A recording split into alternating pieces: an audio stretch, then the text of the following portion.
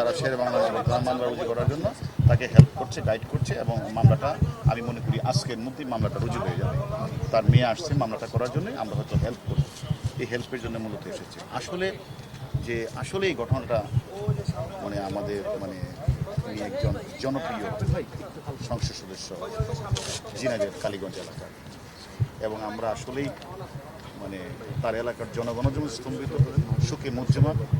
আসলে আমরাও মানে অত্যন্ত মানে যে নিষ্ঠুর হত্যাকাণ্ডটা যে আমাদের মাননীয় স্বরাষ্ট্রমন্ত্রী অলরেডি বলেছেন আপনাদের, এই জন্য আমরা মনে করি আমরাও আমাদের তদন্ত যে কাজটা চলছে এটা আসলে স্বাভাবিক কারণেই আমরা অত্যন্ত অধিক গুরুত্ব দিয়ে আমরা কাজটা করছি। কারণ ইনি একজন জনপ্রিয় পার্লামেন্ট মেম্বার, তিনবারের মেম্বার, এলাকার মানুষ ওনাকে জনগণে ভোট দিয়ে উনিকে নির্বাচিত করেছেন। এরকম একটা নিষ্ঠুর হত্যাকাণ্ড আসলে এটার জন্য তো আমরাও আসলে মানে সুখে মুখ্যমা যে আমরাও তার মানে এটা মনে করেই আমরা কিন্তু আমাদের তদন্তকারী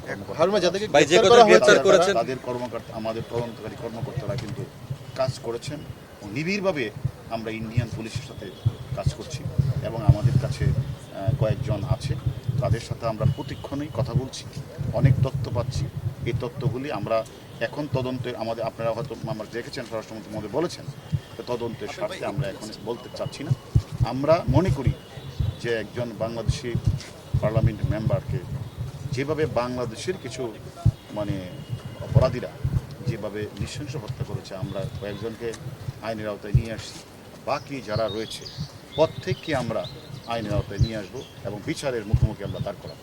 ভাই কিলার কি বাংলাদেশের নাকি হচ্ছে ইন্ডিয়ার, পরিষ্কার করেন মোটিভটা কি? আমরা তদন্তের স্বার্থে, যেটা আমাদের মাননীয় স্বরাষ্ট্রমন্ত্রী অলরেডি আপনাদেরকে বলেছেন, তদন্তের স্বার্থে আমরা আসলে এই মুহূর্তে বলতে চাচ্ছি না। যেহেতু মেয়েটা এসেছেন আমাদের কাছে মামলা রুজু করতে চায়, আমাদের কাছে হেল্প চাইতে এসেছে, আমরা আজকেই সেই মামলাটা রুজু হবে শেরেবাংলা নগর।